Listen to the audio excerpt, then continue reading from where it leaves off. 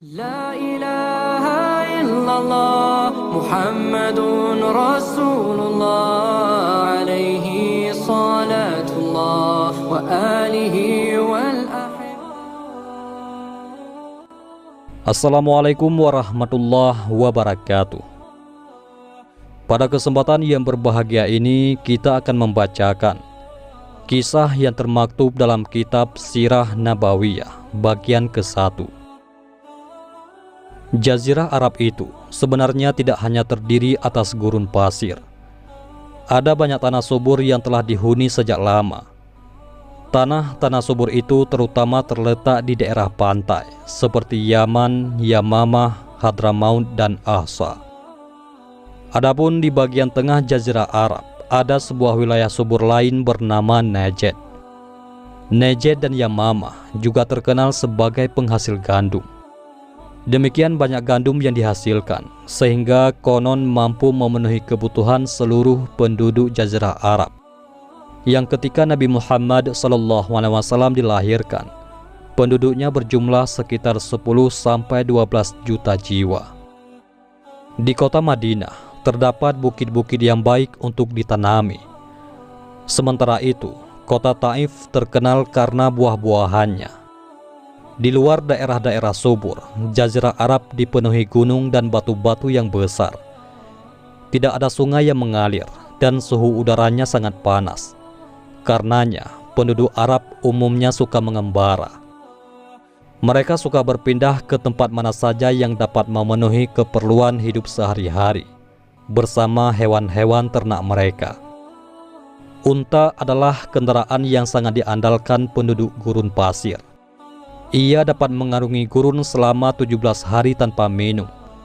Walaupun pelan jika dipacu, unta dapat menempuh jarak sampai 300 km dalam sehari. Unta akan melahap ranting dan rumput pahit yang dihindari oleh kambing. Unta juga mau minum air berlumpur dan mengubahnya menjadi susu bermutu tinggi. Dagingnya dimakan, bulunya dibuat tali, dan kulitnya dapat menjadi aneka alat, mulai dari sandal hingga atap dan perisai perang.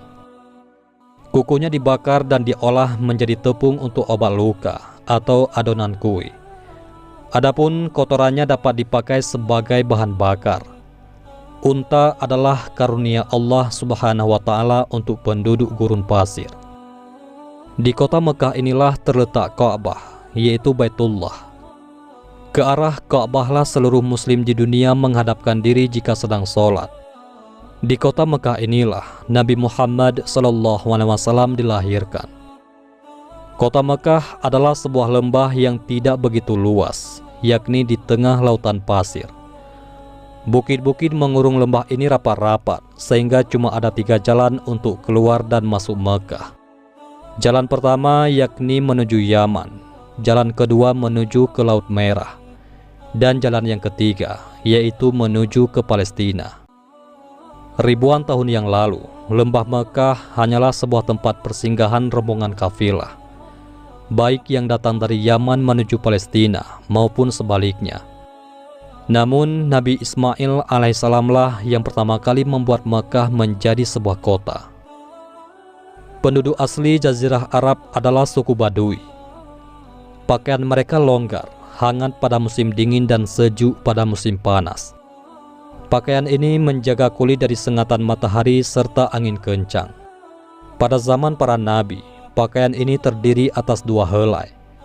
Satu helai melilit tubuh dari bawah ke tiak, dan satu helai lagi adalah sebuah jubah panjang sampai kaki yang terbuat dari bulu domba atau unta. Warnanya krim dengan lurik tegak berwarna hitam, biru, coklat, atau putih. Sedangkan pakaian wanita Badui panjang menyapu tanah dan sangat longgar. Selendang melilit pinggang, jubahnya belurik merah, kuning, hitam, atau biru. Cadarnya berwarna hitam atau putih. Sementara tudung kepala berwarna merah, putih, atau coklat, yakni melindungi mata, telinga, dan hidung dari debu dan badai pasir. Suku Badui adalah penduduk asli Jazirah Arab. Mereka adalah prajurit pengelana yang tangguh. Tinggi mereka sedang, namun kekar, cekatan, dan kuat menghadapi alam yang keras. Jika ada anggota keluarga yang tewas, para lelaki Badui akan segera membalas pembunuhnya. Mereka berani dalam bertempur dan sabar dalam kekalahan. Meski demikian, orang Badui terkenal ramah, senang memberi dan sangat menghormati tamu. Mereka juga tenang, sabar, dan tidak cepat marah, serta mengagumi keindahan syair. Jiwa orang Badui mudah terpanggil pada kebenaran. Mereka adalah orang-orang sederhana yang duduk di lantai dengan wadah makanan di lutut, sehingga tidak bisa dibedakan mana majikan dan mana bawahan.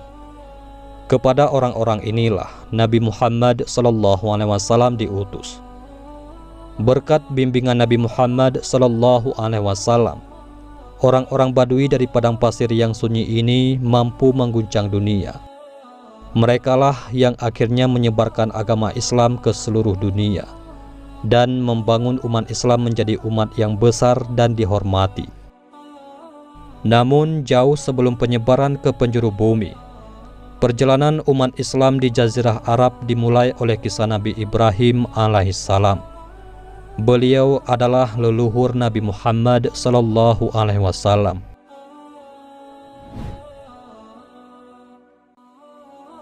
Adapun salah seorang kakek buyut Nabi Muhammad SAW bernama Hashim bin Abdul Manaf. Ia adalah pemuka masyarakat dan orang yang berkecukupan. Masyarakat Makkah mematuhi dan menghormatinya. Wahai penduduk Makkah, aku membagi perjalanan kalian menurut musim. Jika musim dingin tiba, pergilah berdagang ke Yaman yang hangat. Jika musim panas, giliran kalian pergi ke Syam yang sejuk. Demikian keputusan Hashim. Hashim tambah disayangi penduduk Makkah karena pada suatu musim kemarau yang mencekam, ia pernah membawa persediaan makanan dari tempat yang jauh. Padahal saat itu makanan amat sulit untuk didapatkan. Terima kasih wahai Hashim, engkau menolong kami dengan pemberian makanan ini, seru penduduk Makkah kala itu. Di bawah kepemimpinan Hashim, Makkah berkembang menjadi pusat perdagangan yang makmur. Pasar-pasar didirikan sebagai tempat berniaga kafilah-kafilah dagang yang datang dan pergi silih berganti, baik pada musim panas maupun pada musim dingin.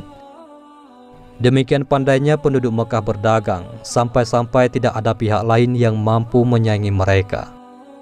Akan tetapi, di samping kemajuan yang besar itu, masyarakat Arab juga mengalami kemunduran yang luar biasa. Itulah sebabnya mereka dijuluki masyarakat jahiliyah, alias masyarakat yang diliputi kebodohan. Itulah juga sebabnya sampai Allah Subhanahu wa Ta'ala mengutus Rasul terakhirnya di tempat ini. Pembagian urusan. Adapun beberapa jabatan pemerintahan di Makkah, di antaranya yang pertama hijabah, yakni pemegang kunci Ka'bah. Yang kedua Siqoyah, yaitu penyedia air dan makanan untuk para peziarah. Yang ketiga Rifadah, yaitu mengatur pembagian dana dari orang kaya untuk fakir miskin. Dan yang terakhir yaitu Qiyadah, yakni mengatur urusan peperangan. Masyarakat Mekah pada zaman jahiliyah percaya dengan tahayul. Ya ampun, burung itu terbang ke kiri, aku pasti akan tertimpa sial. Umpat seseorang yang kebetulan melihat seekor burung yang terbang di atas kepalanya berbelok ke arah kiri. Sepanjang hari itu, dia jadi murung karena yakin bahwa dia bernasib sial, walaupun belum tahu kesialan macam apa yang akan menimpanya. Orang-orang Arab pada masa jahiliyah amat percaya pada tahayul. Contohnya, mereka percaya bahwa jika burung yang mereka lihat terbang ke kiri, nasib sial akan menimpa mereka. Sebaliknya, jika burung kebetulan terbang ke kanan, nasib baik akan datang. Kepercayaan semacam ini disebut at-tathayur. Selain itu, mereka percaya bahwa jika seseorang mati, ruhnya akan menjadi burung. Mereka juga percaya bahwa di dalam perut manusia ada ular yang menggigit, sehingga orang merasa lapar. "Lihatlah cincin tembagaku ini," kata seorang kepada temannya dengan bangga. "Cincin ini adalah pemberian seorang dukun kepadaku. Tidak sia-sia aku memberinya uang banyak agar membuatkan cincin ini. Dan jangan coba-coba menantangku berkelahi sekarang. Berkat cincin ini, aku merasa jauh lebih kuat." Masih banyak kebodohan serupa yang mereka perlihatkan. Mereka juga amat taat menyembah berhala-berhala berbentuk patung. Jika mereka meminta pertolongan kepada berhala, tidak segan-segan mereka mengorbankan binatang ternak dan mengoleskan darahnya di tubuh berhala tersebut. Bahkan mereka terkadang sampai hati mengorbankan anak-anaknya sendiri demi mengharapkan keridhaan berhala. Selain melakukan kebodohan-kebodohan itu, mereka masih melakukan banyak sekali hal-hal yang merusak.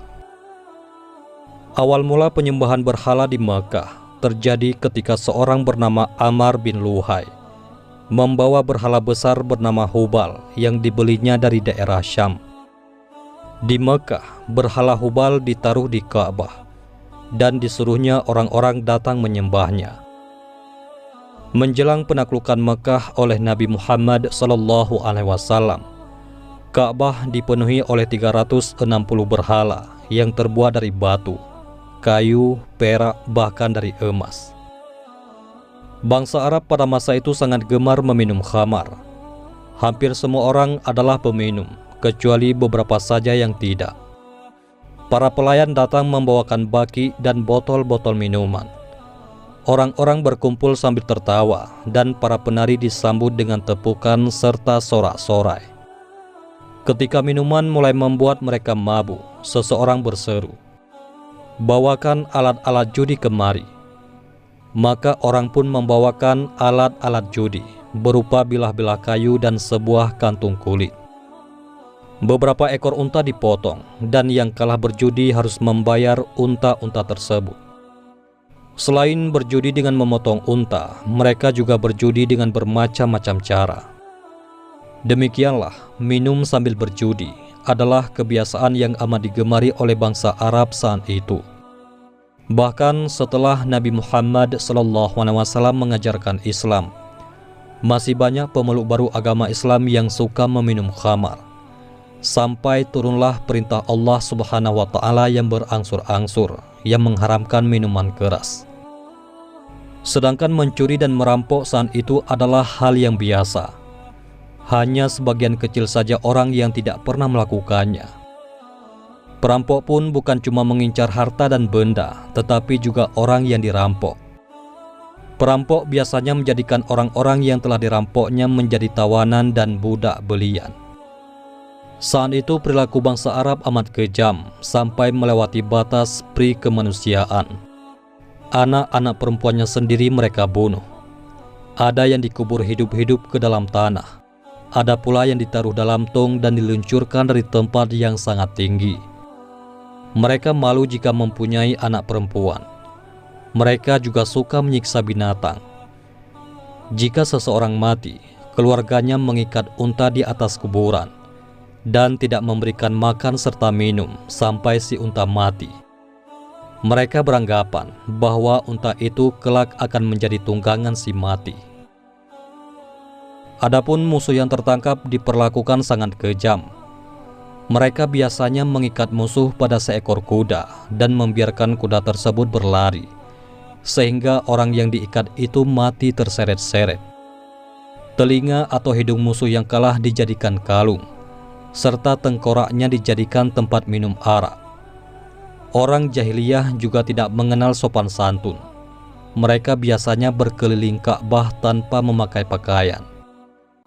Begitulah kebiasaan orang-orang Arab saat itu. Mereka adalah bangsa yang maju perdagangannya, pandai membuat perkakas, membuat obat, ahli astronomi, serta mahir bersyair. Namun mereka juga mempunyai kebiasaan buruk. Segala macam binatang boleh dimakan. Binatang yang sudah mati pun disaya dagingnya, dibakar dan dimakan. Mereka juga suka meminum darah binatang, dan makanan darah yang dibekukan.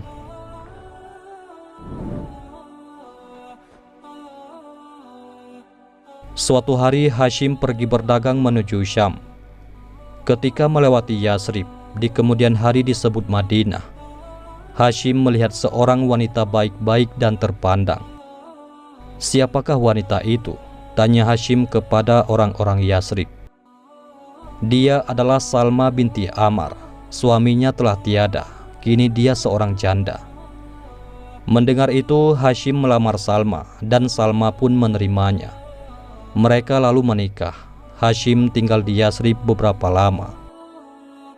Ketika Salma mengandung, Hashim melanjutkan perniagaannya. Namun itulah kali terakhir Salma melihat suaminya, karena Hashim tidak pernah kembali lagi. Ia meninggal dunia di Palestina. Akhirnya Salma pun melahirkan seorang anak laki-laki yang kemudian diberi nama Syaibah. Sementara itu, sepeninggalan Hashim, kedudukannya sebagai pemuka masyarakat Mekah dipegang oleh adik Hashim yang bernama Al-Muttalib. Al-Muttalib juga seorang laki-laki terpandang yang dicintai penduduk Mekah. Orang-orang Quraisy menjulukinya dengan sebutan Al-Fayyad, yang berarti sang dermawan. Suatu hari, dia mendengar bahwa Syaibah, yakni keponakannya yang tinggal di Yasrib, sedang tumbuh remaja. "Aku harus menemuinya," pikir Al-Muttalib. "Dia adalah anak saudaraku. Dulu ayahnya adalah pemuka Mekah, maka dia harus pulang untuk melanjutkan kekuasaan ayahnya untuk menggantikanku." Ketika Al-Muttalib bertemu Syaibah di Yasrib, dia tersentak. Anak ini benar-benar mirip Hashim.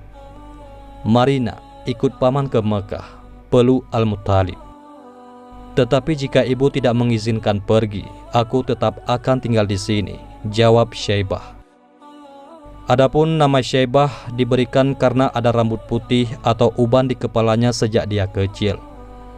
Selain Syaibah, Hashim telah memiliki 4 putra dan 5 putri yang tinggal di Mekah. "Tidak, aku tidak akan membiarkannya pergi," jawab Salma. "Dia buah hatiku satu-satunya. Wajahnya lah yang senantiasa mengingatkan aku akan wajah ayahnya." "Aku juga menyayangi Hashim," jawab Al-Muttalib. "Bukan cuma aku, tetapi penduduk kota Mekah juga menyayanginya. Mereka pasti akan senang sekali menyambut kedatangan putra Hashim." Begitu melihat wajah anak ini, rasa sayangku timbul kepadanya. Seolah-olah aku melihat Hashim hidup kembali dan berdiri di hadapanku. "Izinkan aku membawanya pergi. Sesungguhnya Mekah adalah kerajaan ayahnya dan tanah suci yang dicintai oleh seluruh bangsa Arab. Tidakkah pantas putramu pergi ke sana dan melanjutkan pemerintahan ayahnya?" Salma memandang Syaibah dengan mata berkaca-kaca. Hatinya ingin agar putra satu-satunya itu tetap tinggal di sisinya. Namun ia tahu masa depan Syaibah bukanlah di Yasrib, melainkan di Mekah. Akhirnya ia pun mengangguk. "Baiklah, kuizinkan ia pergi."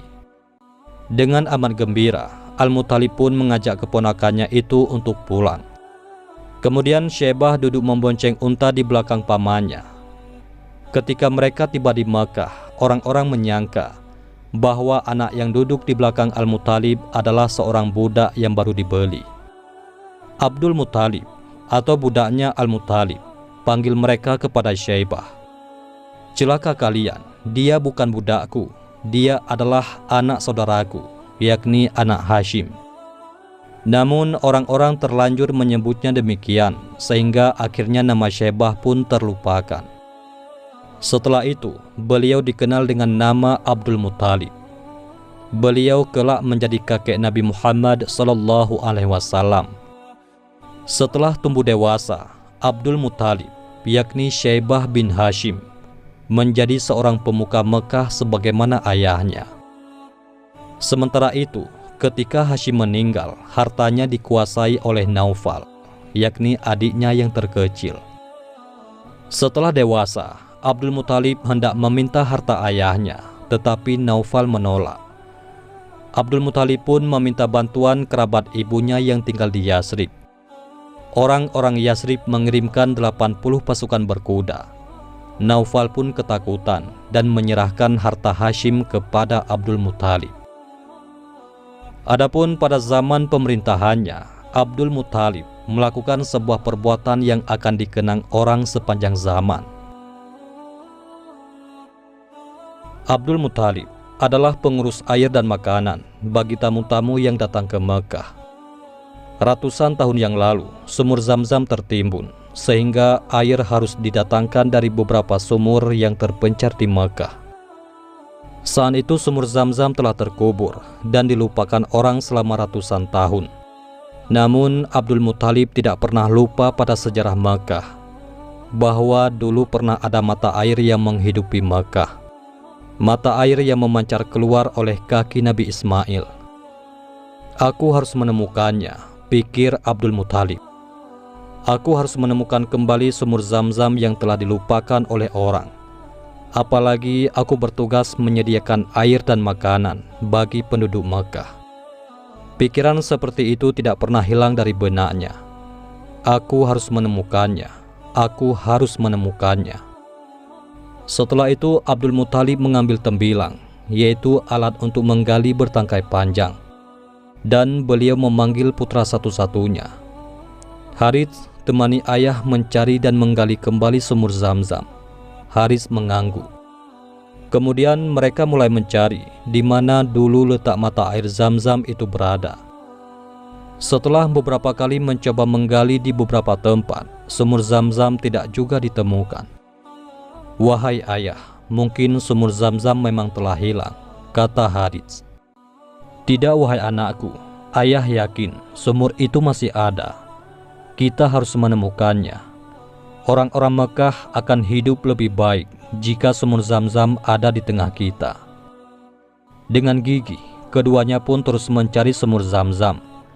Sedangkan orang-orang Quraisy, yakni penduduk asli Mekah, melihat perbuatan mereka dengan heran.